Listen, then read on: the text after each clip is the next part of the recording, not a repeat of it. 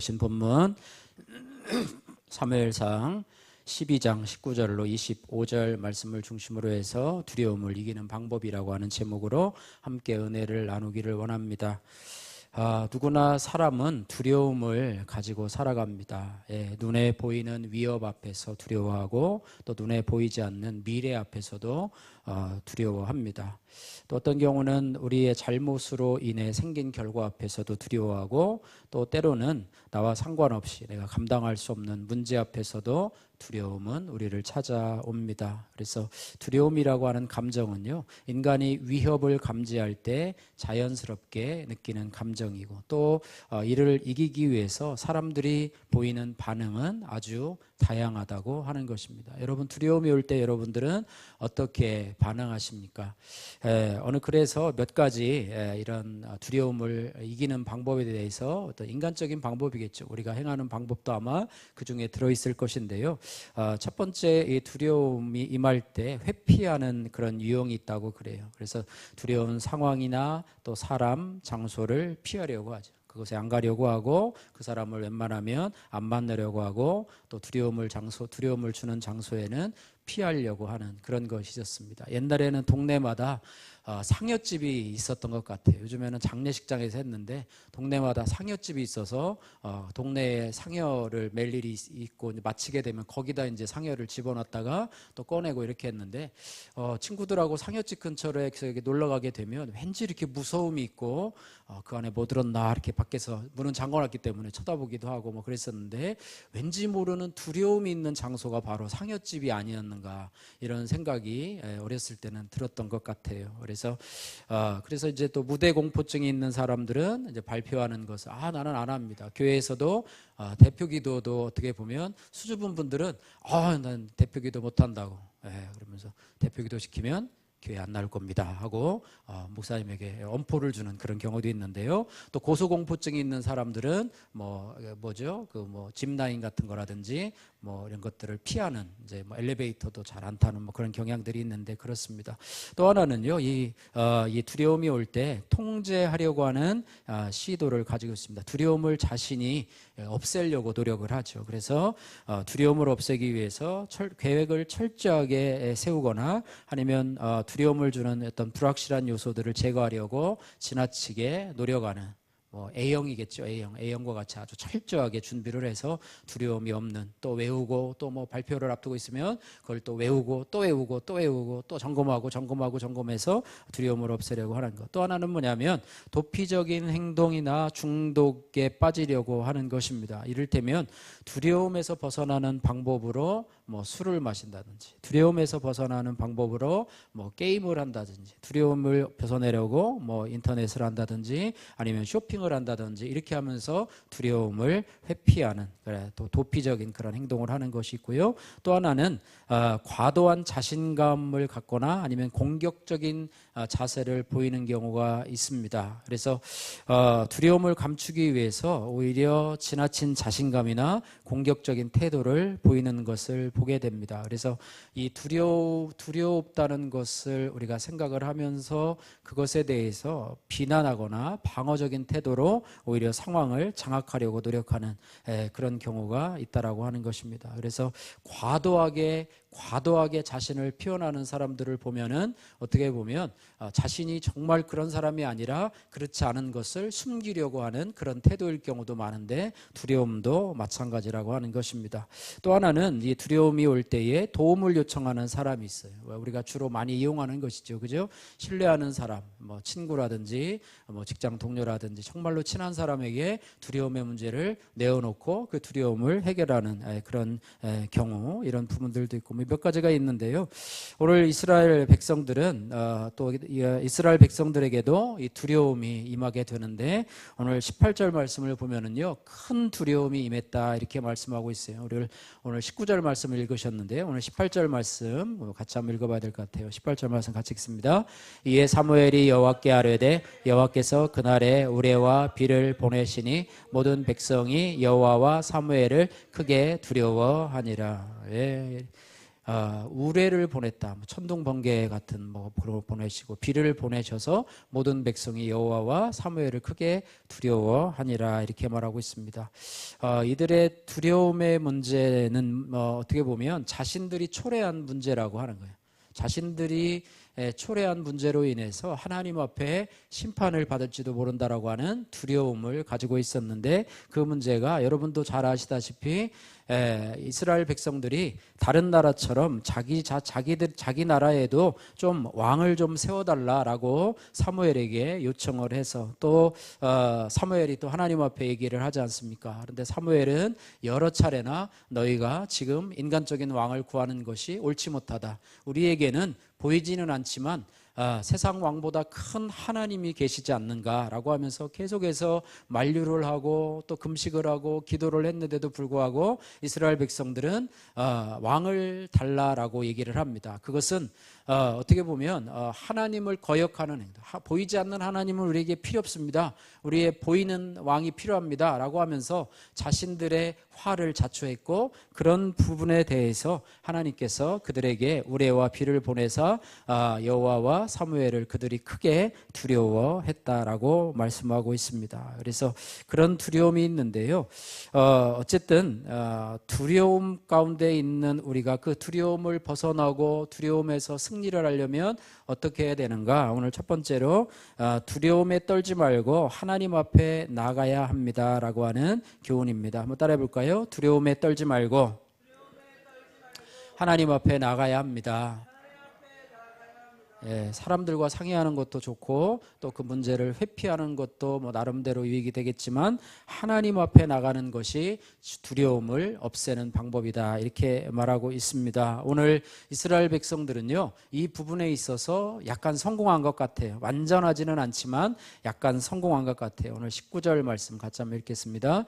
모든 백성이 사무엘에게 이르되 당신의 종들을 위하여 당신의 하나님 여호와께 기도하여 우리가 죽지 않게 하소서. 우리가 우리의 모든 죄에 왕을 구하는 악을 더하였나이다. 아멘.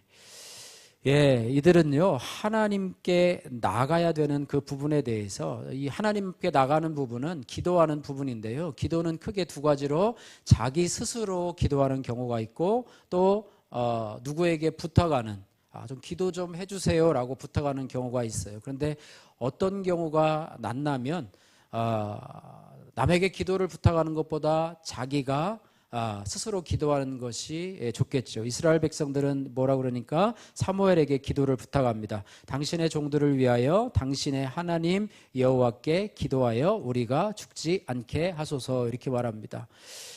우리 자녀들도 또 부모, 믿음의 부모들에게 이러이러한 부분이 있으니 기도해 주세요라고 하는 것 참 중요하고 또 부모가 당연히 기도를 해주죠. 또 목회자에게도 성도들이 내가 이러이러한 부분이 있는데 오늘 백성들처럼 죽지 않게 기도해 주세요라고 하는 부분도 참으로 귀하고 복된 믿음이라고 생각이 됩니다. 그런데 더 나가서 더 중요한 것은 뭐냐면 본인도 기도하고 또 주위의 신앙의 지체들에게 기도를 함께 부탁하는 것 이것이 너무나 중요하다라고 하는 것입니다. 그래서 여러분 기도 제목을 오픈하는 것 참 쉽지 않지만 그러나 우리 교회 공동체에 목회자나 또 여러분의 소그룹 공동체에 여러분의 어려움이 있다면 기도 제목을 부탁하는 것 이것은 참으로 중요한 일이라고 생각이 됩니다. 그래서 그러면서 이들은요 우리가 우리의 모든 죄의 왕을 구하는 악을 더하였나이다라고 하면서 죄는 깨달아요. 자신이 무슨 죄를 지었는지는 깨닫지만 그러나 회개하는 데까지는 이르지 않습니다. 회개하지는 않고 어쨌든 이것은 왕을 구하는 것은 단순한 정치적인 선택이 아니라 하나님을 거역한 것임을 알게 되고 이제서야 자신들이 버린 사무엘에게 기도를 요청합니다. 결국 사무엘의 말을 듣지 않았잖아요. 그런데 듣지 않아서 자신들에게 화가 미칠 줄 알고 이제서야 사무엘에게 가서 당신의 하나님께 우리를 위해서 죽지 않게 기도해 주세요라고 하는 이스라엘 백성들의 모습을 보게 됩니다. 그래서 두려움은요 참 하나님 기뻐하시지 않는 것이지만은요 그러나 죄의 자각에 대한 두려움은 자신을 회개로 이끌고 그 회개는 하나님의 긍휼을 받고 하나님의 은혜로 나아가는 첫걸음이라고 하는 것입니다. 예. 두려움과 비슷한 것으로 이 근심이라고 하는 것이 있는데요. 여러분, 근심에서 근심이 더 눈덩이처럼 불어나면 그것이 이제 두려움으로 발전한다고 생각이 되는데요. 고린도후서 7장 10절에는 이 부분에 대해서 근심에 대해서 두 가지로 나누고 있습니다. 하나는 하나님의 뜻대로 하는 근심이 있고, 하나는 세상 근심이 있다라고 하는 것입니다. 하나님의 뜻대로 하는 근심은 뭐라고 얘기를 하냐면 후회할 것이 없는 구원에 이르게 하는 회개를 이루는 것이요라고 이야기를 하고 있습니다. 그래서 이 하나님의 뜻대로 하는 근심은요, 자신의 죄를 자각하고 하나님 앞에 회개하게 될 때 이제는 구원에 이르는 그런 놀라운 역사가 일어나게 된다라고 하는 거예요. 그래서 어떻게 보면 하나님 뜻대로 하는 두려움도 마찬가지인 것 같아요. 두려움의 문제를 통해서 나의 죄를 깨닫고 회개하고 하나님께 나간다면 그것이 자신으로 하여금 구원에 이르게 하는 길이다, 이렇게 말하고 있는데요. 반대로 세상 근심에 대해서는 뭐라고 얘기했냐면, 세상 근심은 한번 따라해 보세요. 사망을 이루는 것이니라.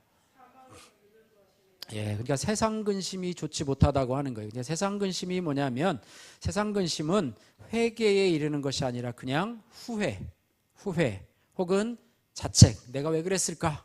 그러다 그 다음에 사람에게 눈치 보면서 그로 인해서 슬픔일 뿐이라고 하는 것입니다. 그러니까 하나님을 그 근심으로 인해서 하나님 앞에 기도하지 못하고 하나님 앞에 나가지 못하고 혼자서 끙끙거리는 근심은 생명에 이르지 못하게 한다라고 하는 것입니다. 두려움의 문제도 마찬가지. 두려움에 이르러서 아까 서론에서 얘기한 여러 가지 어떤 인간적인 방법을 통해서 회피도 하고 또 이렇게 상담도 하고 이렇게 하면서 여러 가지 방법을 쓰지만 그것은 궁극적으로는 약간의 도움은 될지 모르지만 그러나 궁극적인 도움은 되지 못한다, 이렇게 말씀을 하고 있습니다. 이 부분에 대해서요, 사도행전 2장 37절에서 38절은 이렇게 얘기를 합니다. 예, 그 본문은 뭐냐면, 그들이 이 말을 듣고 마음에 찔려 베드로와 다른 사도에게 물어 이르되, 형제들아 우리가 어찌할꼬? 베드로가 이르되, 너희가 회개하여 각각 예수 그리스도의 이름으로 세례를 받고 죄사함을 받으라. 그리하면 성령의 선물을 받으리라, 이렇게 말하고 있습니다. 오순절 성령 강림 후에 베드로가 설교할 때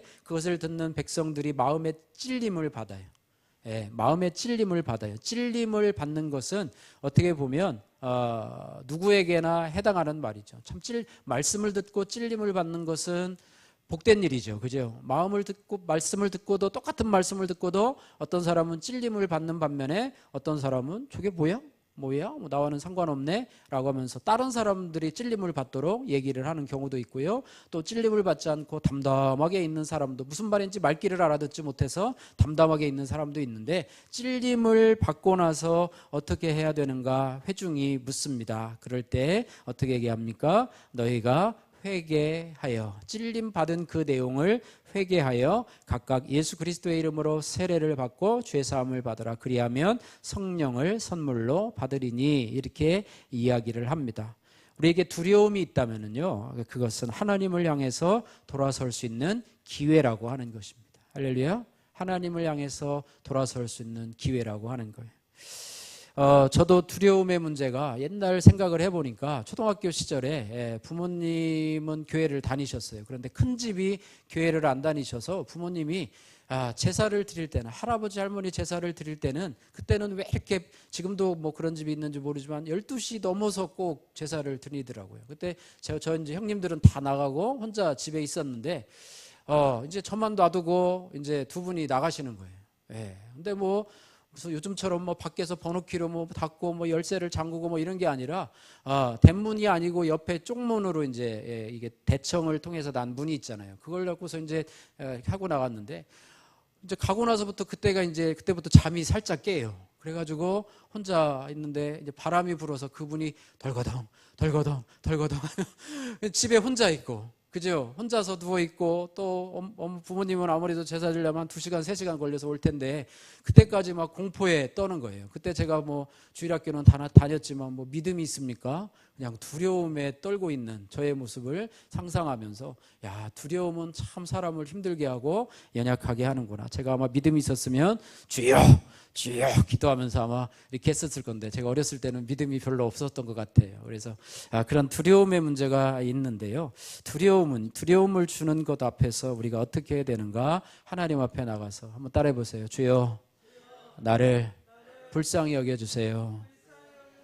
다른 많은 기도가 필요 없어요. 하나님 나를 좀 불쌍히 여기세요. 두려움에 떨고 있는 나를 좀 불쌍히 여겨주세요 라고 해서 그 기도가 바로 두려움에서 벗어나는 첫걸음이 된다라고 하는 것입니다. 그래서 두려워할 때 두려움을 잘 이긴 예로 여호사밧 왕을 들 수가 있는데요.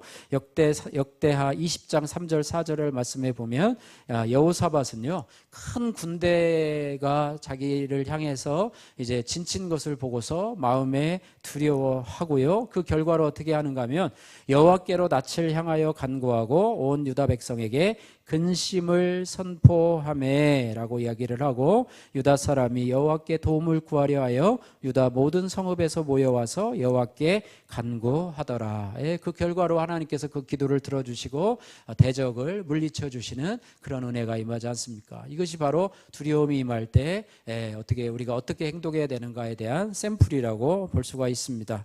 시편 56편 3절에 다윗도 이렇게 동일하게 고백을 하는데요. 내가 두려워하는 날에는 내가 주를 의지하리이다. 짧은 구절이죠. 한번 따라해 보세요. 내가 두려워하는 날에는 내가 주를 의지하리이다. 할렐루야. 여러분 두려움, 지금 있는 두려움이라면 여러분 지금 현재 두려움을 겪고 있다면 주님을 의지하시기를 바라고요. 또 앞으로도 여러분에게 두려움이 임할 때 주님을 의지하고 또 회개하고 주님 앞에 나가는 그런 우리 성도님들 되기를 바랍니다. 두 번째로요, 우리가 두려움이 임할 때 해야 할 행동은 뭐냐 하면 하나님의 말씀을 붙들어야 합니다. 한번 따라해 보세요. 하나님의 말씀을 붙들어야 합니다. 네, 오늘 20절, 21절 말씀인데요. 사무엘은 두려워하는 이스라엘 백성들에게 하나님의 말씀을 전하고 있습니다. 두 가지를 전하고 있는데요. 오늘 20절 말씀 같이 한번 읽어보도록 하겠습니다. 20절 사무엘이 백성에게 이르되 두려워하지 말라. 너희가 과연 이 모든 악을 행하였으나 여호와를 따르는 데서 돌아서지 말고 오직 너희의 마음을 다하여 여호와를 섬기라. 사무엘이 말합니다. 두려워 말라. 이 두려워하지 말라라고 하는 말은요. 어떤 조사에 보니까 성경에 보니까 365번이 기록되었다고 그래요.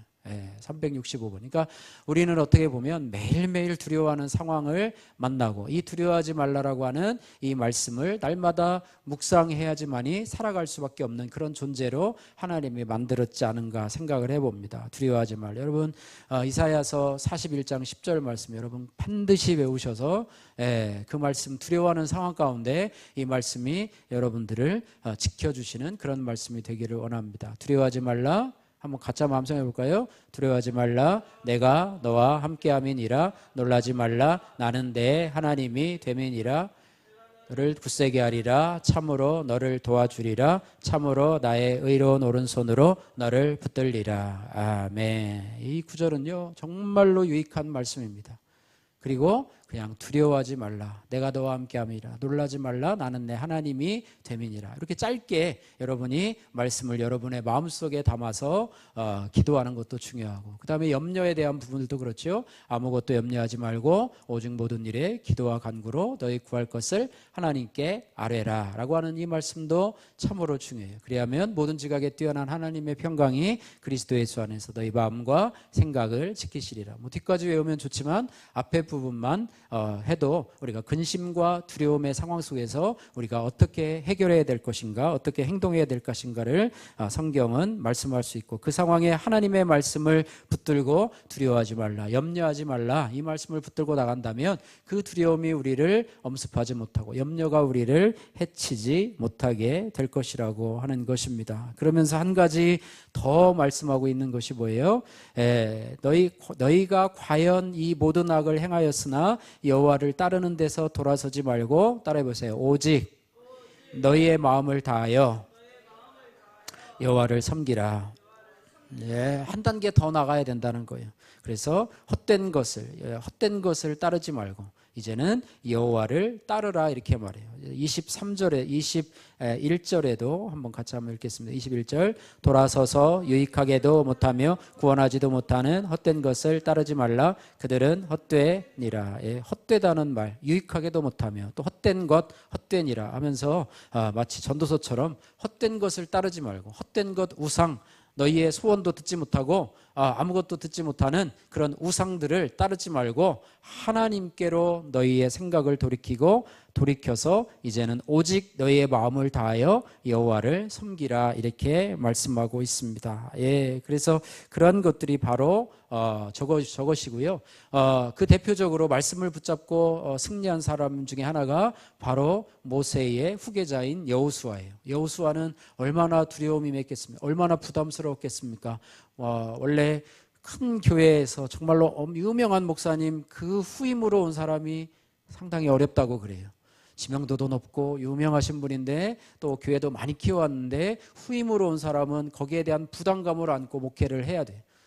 어느 정도 잘해서는 뛰어나지도 못하고 그래서 큰 교회에 있는 목사님들이 참 버티기가 참 힘든데요.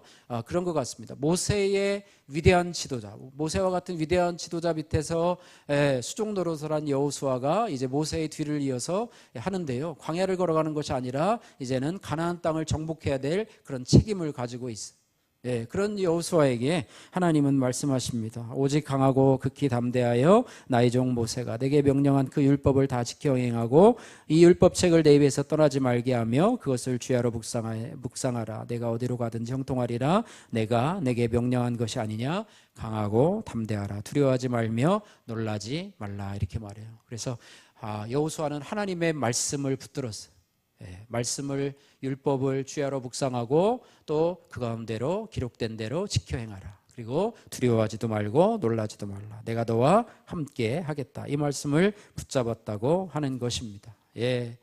시편 119편 50절에 시편 기자도 이렇게 고백을 합니다. 이 말씀은 나의 고난 중의 위로라. 주의 말씀이 나를 살리셨기 때문이다. 이렇게 말하고 있습니다. 하나님의 말씀은 고난 중에 나를 위로해 주셨고 주의 말씀이 나를 살리셨다. 이렇게 여러분 고난 중에 또 여러분이 두려움이 임했을 때는 여러분 예배에 잘 참여해서 말씀을 잘 들어야 됩니다. 큐티하지 않을 때는 이제 말씀을 듣는 수단이 그거밖에 없으니까 여러분 주일 말씀을 잘 들어야 돼요. 하나님이 목회자를 통해서 주시는 말씀을 통해서 들어오고 여러분 고난을 당하고 두려움이 있으면 말씀에 귀를 기울이면요 말씀이 더 잘 들어와요. 내가 아무런 염려가 없고 근심이 없고 해도 어떤 말씀이 들어와도요 그때에는 그냥 그저 그래요. 그러나 어려움에 있을 때요 그래요. 또 요즘에는 여러분 큐티 하십시오. 어려움을 당할 때 여러분 힘들어도 큐티를 하시면 하나님이 여러분에게 분명하게 말씀하십니다. 할렐루야. 분명하게 말씀하세요. 그러면 그 말씀 붙잡고 그 고난을 이겨나가고 그 두려움을 이겨나가면 우리는 두려움을 이기는 사람으로 산다고 하는 것입니다. 그래서 하나님의 말씀은 단지 우리들에게 교훈을 주는 말씀이 아니라 우리를 살리는 능력이 있고 또 두려움을 이기는 위로의 통로가 된다라고 하는 거예요. 할렐루야. 그래서 말씀으로 인도하소서, 성령으로 인도하소서라고 하는 것이 바로 이 부분에 대한 말이라고 하는 것입니다. 여러분 두려움이 임할 때 우리가 이스라엘 백성들처럼 헛된 것을 의지하고 살아가는 것은 혹시 없습니까? 여러분 소그룹에서 한번 나눠보시기를 바라고요. 세 번째로요. 또 하나 우리가 붙잡아야 될 것이 뭐냐면 자기 백성을 결코 버리지 아니하시는 하나님을 믿고 돌이켜야 합니다. 오늘 22절에서 25절 말씀인데요. 사무엘은 두려워하지 말라라고 하면서 하나님을 섬기라, 하나님을 섬기고 이렇게 하라라고 말하면서 한 단계 더 나가서 그 하나님에 대해서 소개하고 있습니다. 22절 말씀 같이 한번 읽겠습니다. 여호와께서는 너희를 자기 백성으로 삼으신 것을 기뻐하셨으므로 여호와께서는 그의 크신 이름을 위하여서라도 자기 백성을 버리지 아니하실 것이요. 할렐루야. 예, 여호와께서는 너희를 자기 백성 삼으신 이스라엘 백성을 자기 백성으로 삼으신 것을 기뻐하셨으므로 여호와께서는 그의 크신 이름을 위해서라도 자기 백성을 버리지 아니하실 것이요. 이렇게 말하고 있습니다. 우리가 반드시 기억해야 될 것은 하나님은 나를, 할렐루야, 하나님은 예수 믿는 나를, 하나님의 자녀된 나를 결코 버리지 아니하신다. 이 부분에 대한 것은 여러분 흔들리지 말아야 돼요. 할렐루야. 탕자가 아버지의 유산을 가지고 먼 이방 땅으로 가서 허랑방탕하게 지내다가 그 소유를 다 뺏기고 다 잃어버리고 이제는 돼지 치는 곳에서 쥐염 열매도 마음대로 먹지 못하는 그런 상황 가운데서 아버지 집을 생각합니다. 그 아버지가 어떤 하나님이신가, 아버지가 어떤 분이신가 생각을 해보니까 아버지 집에는 이렇게 굶주리는 것은 없다. 아버지 집에는 종들이라도 굶주리지는 않는 풍요로운 집이다라고 생각하면서 아버지를 그렇게 생각했어요. 아버지는 나를 맞아주실까? 아들로서는 나를 받아주지 않으실 거야. 그런데 종으로라도 받아달라고 하면 아버지는 받아주실 거야 라고 하면서 이제 유턴을 합니다. 집으로 돌아와요. 그런데 그 아버지는 어떤 아버지셨어요? 매일마다 그 아들이 돌아오기를 기다리시는 하나님 아버지. 또 그가 가자마자 거지 같은 꼴을 하고 있으면서도 부둥켜 안고 그를 환대하시고 또 잔치까지 베풀어 주시는 하나님이십니다. 탕자가 생각한 것처럼 종으로서 부리는 그런 아버지가 아니라 내 아들이 죽었다가 살아왔도다라고 하면서 이제 또 아들로 받아들이시는 하나님 아버지라고 하는 거예요. 하나님도 마찬가지. 하나님이 우리를 자녀로 택했으면 우리를 끝까지 돌아보시는 하나님. 우리가 세상 길로 가고요, 악한 길로 행하면 하나님께서는 그 탕자의 아버지가 매일매일 그 동구밭을 보면서 기다리는 것처럼 제가 언제 돌아오나, 제가 언제 세상의 헛된 것을 쫓아서 살아가던 곳에서 이제 회개하고 돌아오나 라고 하고 날마다 기다리시는 하나님이시라고 하는 것입니다. 그런데 중요한 것은 죄를 짓는 우리 입장에서 볼 때 그 하나님을 어떻게 바라보느냐가 중요하다는 거예요. 탕자가 아버지를 바라본 것처럼 우리도 그 하나님을 어떻게 바라봐야 되느냐. 오늘 22절 말씀에 여호와께서는 너희를 자기 백성으로 삼으신 것을 기뻐하심으로 여호와께서는 그의 크신 이름을 위해서라도 한번 따라해 보세요. 자기 백성을 버리지 아니할 것이요. 할렐루야. 내가 회개하고 돌아가면 하나님은 됐다, 너 이제 됐다, 가라 이런 분이 아니라 받아주시는 하나님. 언제든지 돌아오면 받아주시는 하나님이시라고 하는 것이. 할렐루야.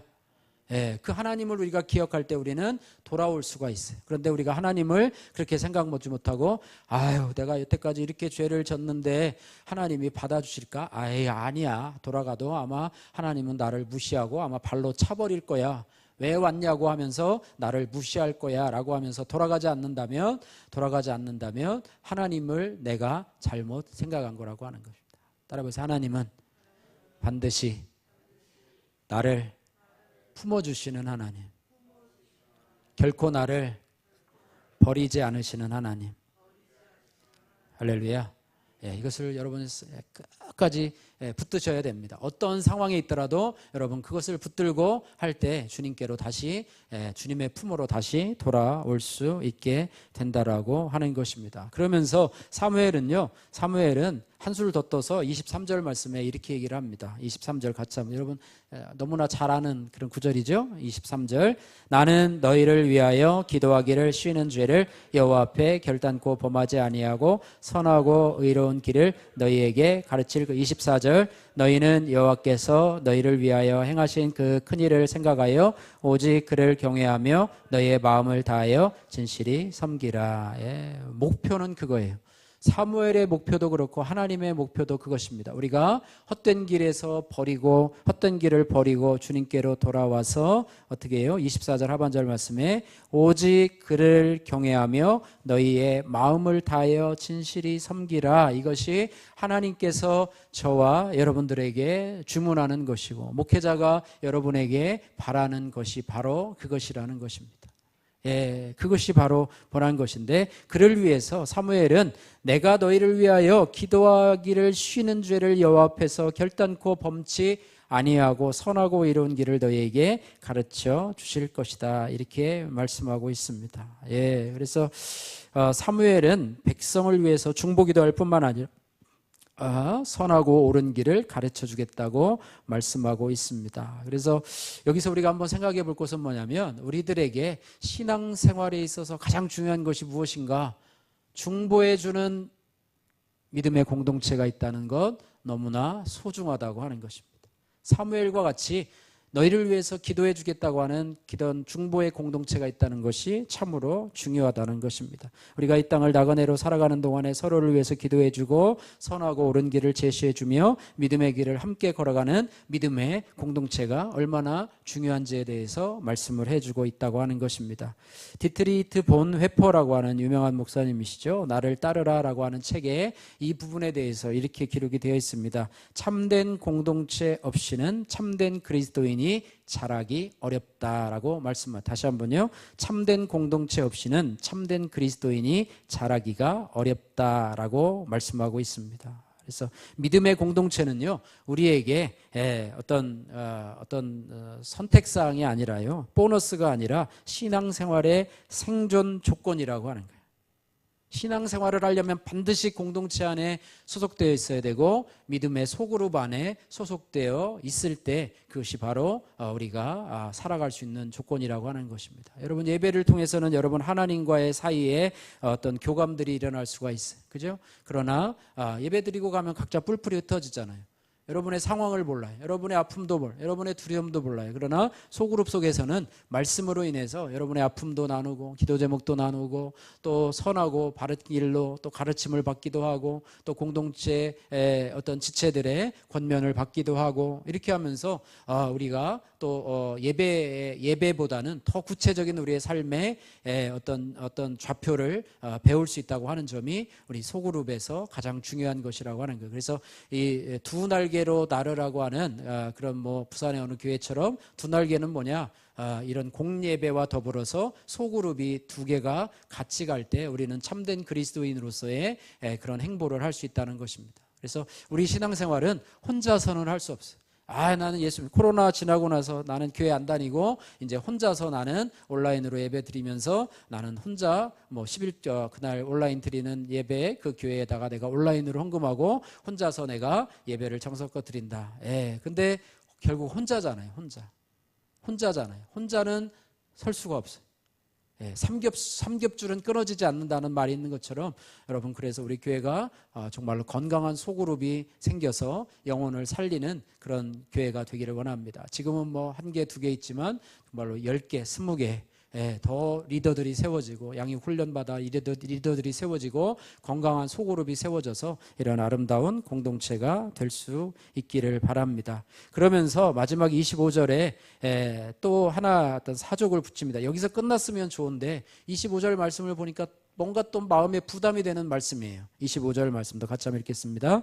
만일 너희가 여전히 악을 행하면 너희와 너희 왕이 다 멸망하리라. 이 말씀을 좀 안 하시면 은혜가 더 될 텐데 왜 또 이 말씀을 하시는지, 그죠? 마치 너희를 결코 버리지 아니하리라 라고 하면서 우리들에게 은혜가 넘쳐요. 하나님은 우리가 무슨 짓을 해도 나를 버리지 않는다. 얼마나 은혜가 됩니까? 개판 쳐도 하나님이 나를 버리지 않는다. 그런데 25절에는 만일 너희가 개판을 치면 네 마음대로 네 소견에 오른 대로 가서 세상도 좋아하고 헛된 것도 섬기고 하나님 말씀을 듣지 않고, 하나님이 바라는 것은 뭐예요? 하나님이 바라는 것은 뭐예요?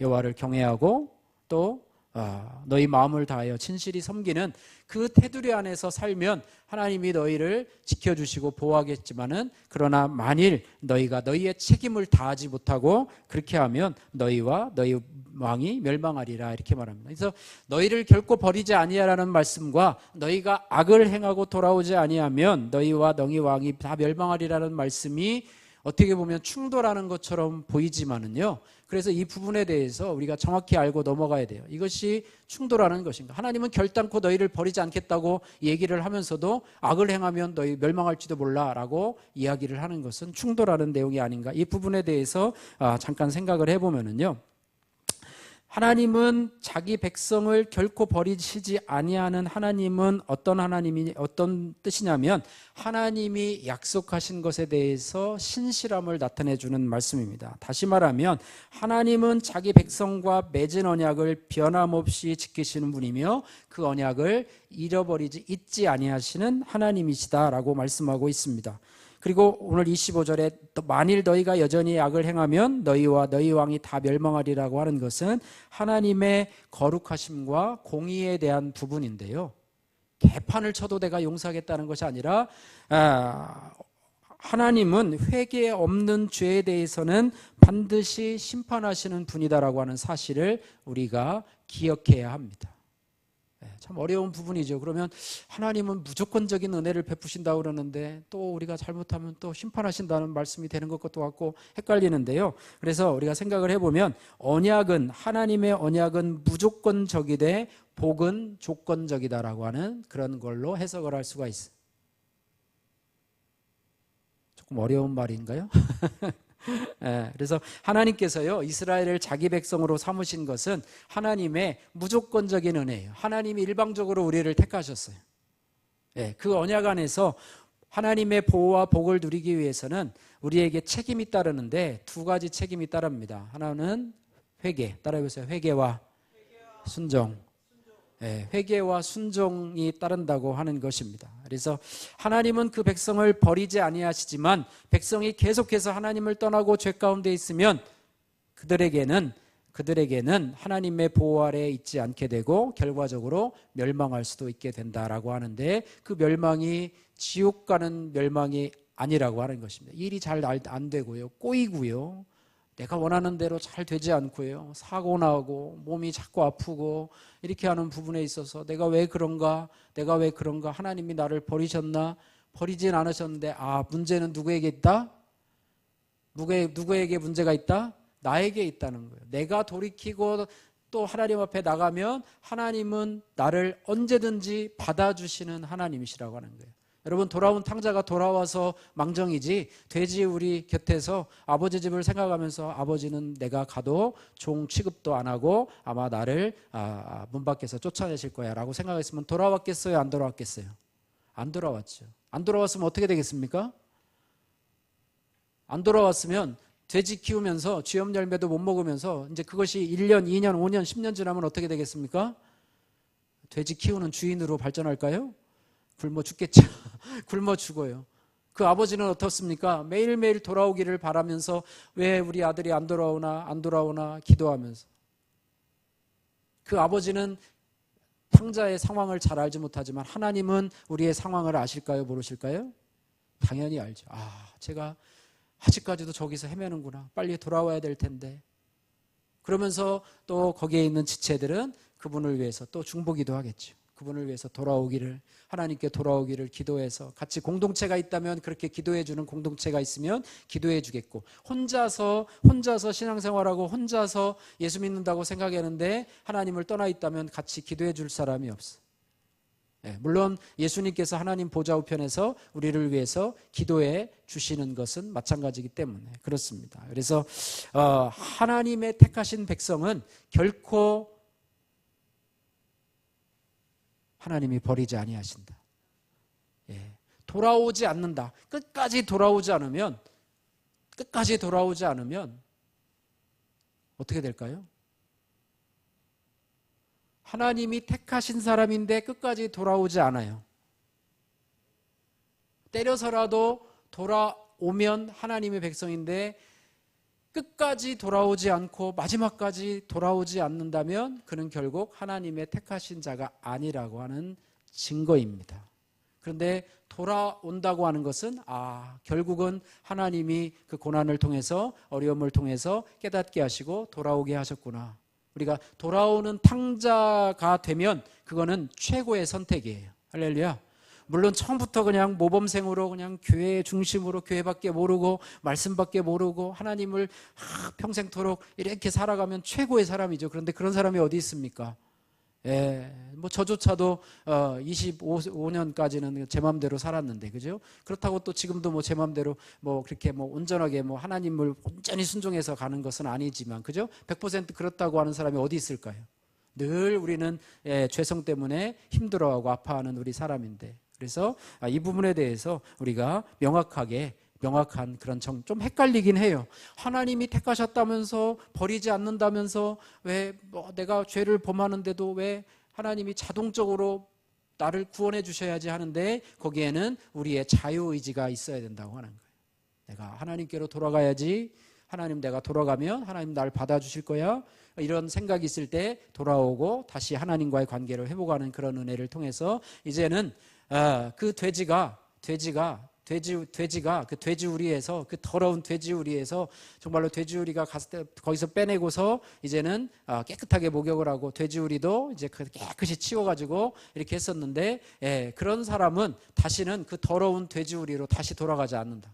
여러분, 한번 그걸 경험하고 하나님을 떠나서 그렇게 어려움을 당하고 또 하나님께로 돌아왔어요. 또 근데 거기를 또 가가지고 또 가서 또 더럽혀, 또 다시 돌아와. 여러분, 몇 번 정도 하면 깨달을 수 있을까요? 사람마다 다르겠죠. 한 몇 번 정도 하다 보면 이게 그래도 내가 가야 할 곳은 저기야, 돼지우리. 거기 가서 살아야 돼. 돼지들하고 같이 어울려서 열심히 살아야 돼. 냄새나고 다시 돌아와. 또 가. 돌아와. 이걸 몇 번 정도 해야 그 사람이 이제는 이제 질렸다. 난 그 속에 안 간다. 그러고 하나님 앞에 붙어 있을까요? 사람마다 다르긴 하지만 여러분, 빨리 깨닫기를 주님의 이름으로 축복합니다.